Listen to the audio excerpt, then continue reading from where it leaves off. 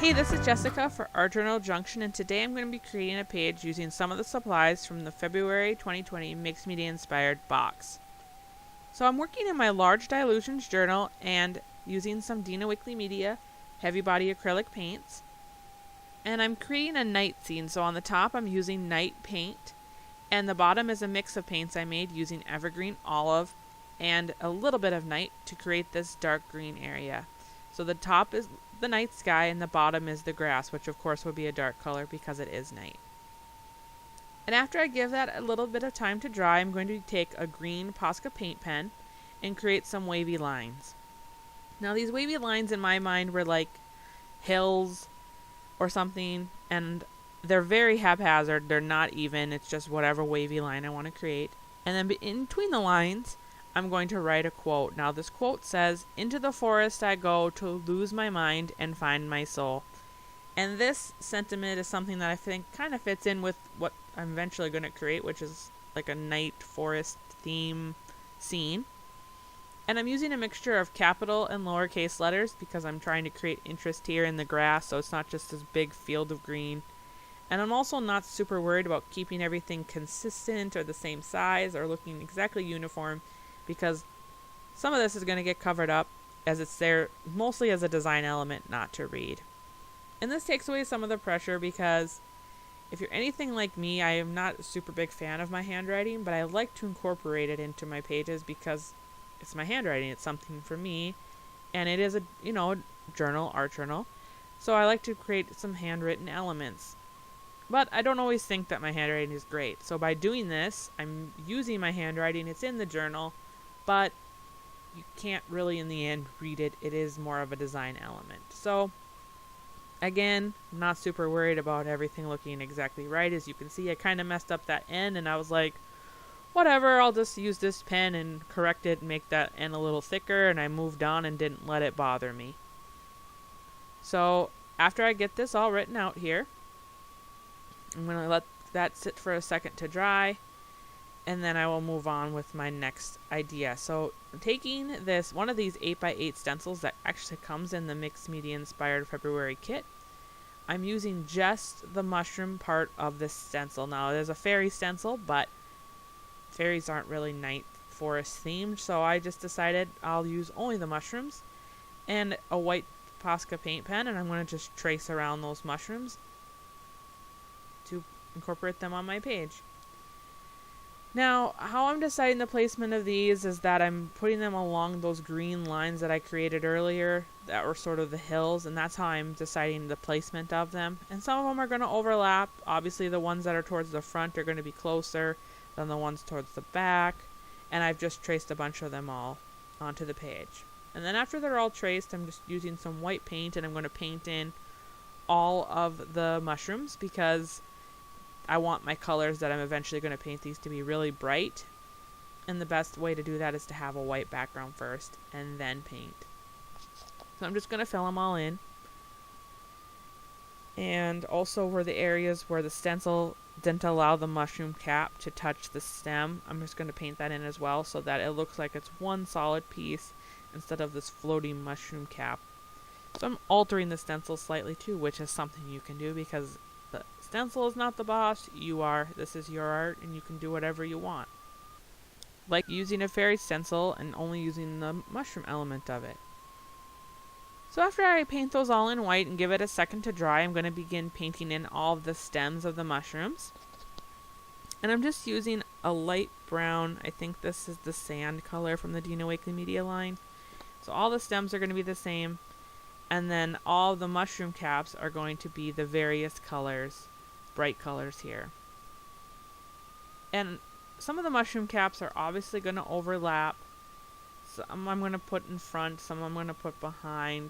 And so I'm just making those decisions as I go along. As you can see, like this front lime one, the top of the mushroom overlapped the one from the back a little bit, so I just paint that in. So use your imagination. You can alter this slightly. There's no line, set in stone. You have to do it a certain way. You can change it as you go, whatever you think looks good. And I'm continuing to paint in the lime green. So there's going to be 3 mushroom caps that are lime green, and I'm just you know, painting it in. Sort of, I do the outline and then I fill in the center. And I'm just making determinations of where I'm going to put the color based on where it is on the page, because I don't want like a bunch of lime green ones together and then like there's randomly a pink one over there. So I'm just separating them. And now I'm moving on to the magenta, and I'm going to do the same thing. It's like, here's one of those times where I said they're going to overlap and you have to make a choice. So here, in this case, I'm not going to paint in it completely because that bigger mushroom is actually in the front and will need to be filled in with the next paint color.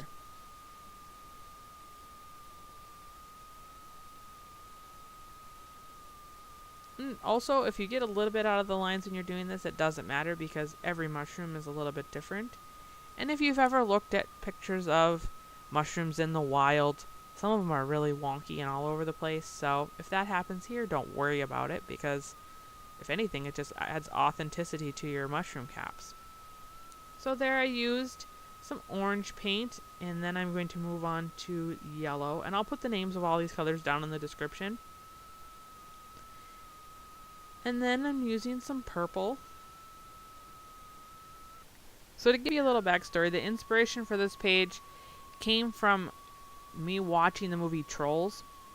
And I was looking at all the bright colors and I was thinking, you know, this would be a really interesting art journal page. And then I saw that I had a mushroom stencil and I was like, the time has come to make this page. So that's where all these bright colors are coming from. And I also think it really pops nicely against that dark night sky. And then you have all these bright colored, you know, mushroom caps. Probably if it was night they wouldn't be quite this bright, but hey, it's your art journal and you can do whatever you want. You're creating your own reality, so here we go. So anyway, I've moved on now to painting light blue on the top of the mushroom caps. I'm just putting a nice even layer, and I'm going to give this all some time to dry before I move on to doing my next step. And the very last one is like a teal aqua color, turquoise color. And that will be the last mushroom cap to be painted. Now, I'm only painting them once, one layer of paint, but if you wanted some really solid colors, blocks of color, maybe you would paint them twice. But for me, because I knew I was going to be doing some more stuff to them, I wasn't super worried about it, so I just did one layer. And then after I was done with that, I just went through with my white paint pen and I traced all of the mushroom caps. Now I'm going back to that stencil again. I'm taking my glue stick and rubbing it through the stars.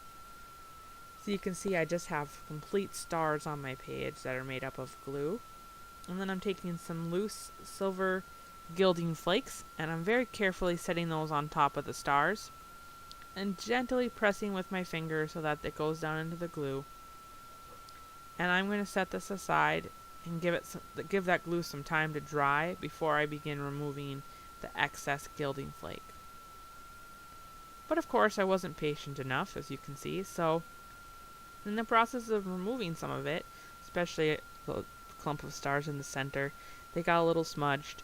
Not like that one on the left side. You can see the perfect outline of the star because I gave that one time, and the rest I didn't. So if you want to have perfect stars, just wait longer than I did. And now I'm taking some Finnabar Texture Fantasy Paste from the Northern Light set, and I'm using the light blue color. And I'm placing that with my palette knife on top of the light blue mushroom caps. And then I decided the palette knife didn't really work very well, so I'm switching to a paintbrush. And the teal color from the same kit. And I'm going to paint in the teal mushroom. Now this is a cool paste because it has little sand granules in it, so it creates a nice texture. And now I'm using the purple, and I'm obviously going to paint that on the purple. And so what I'm doing here is I'm creating some texture in my page. So some of my mushroom caps are completely smooth because they're just painted, and then some of them, like the blue and the teal and the purple, are going to have this sandy texture on them just to create some interest within the page. And the rest of the mushroom caps, I'm going to take my white Posca paint pen and do some random doodles Now there's no rhyme or reason to what I'm choosing here. I just want to fill in these mushroom caps. So some are going to have circles. Some are going to, as you can see here, have like a grid checkerboard pattern. Some are just going to have stripes. I'm just doing whatever.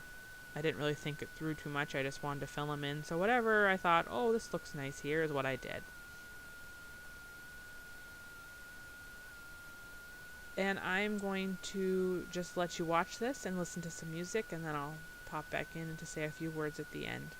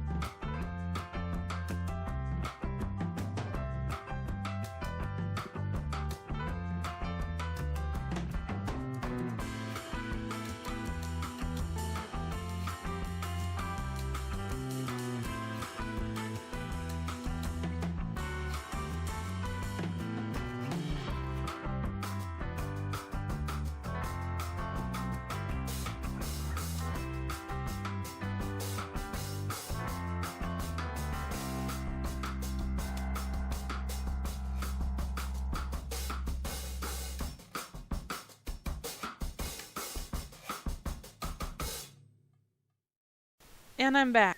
As I finish up the last few little doodles on that tiny lime green mushroom cap, as I mentioned before, you can see some of my handwriting, but it's not really there. The doodles, everything comes together. I'm pausing the screen so you can see the close-up of everything. And thank you so much for taking your time to watch this page. If you're creating anything with the Mixed Media Inspired box, I would love to see it. Post your projects on social media with hashtag Mixed Media Inspired, and subscribe to our YouTube channel so you don't miss out on any of our future projects.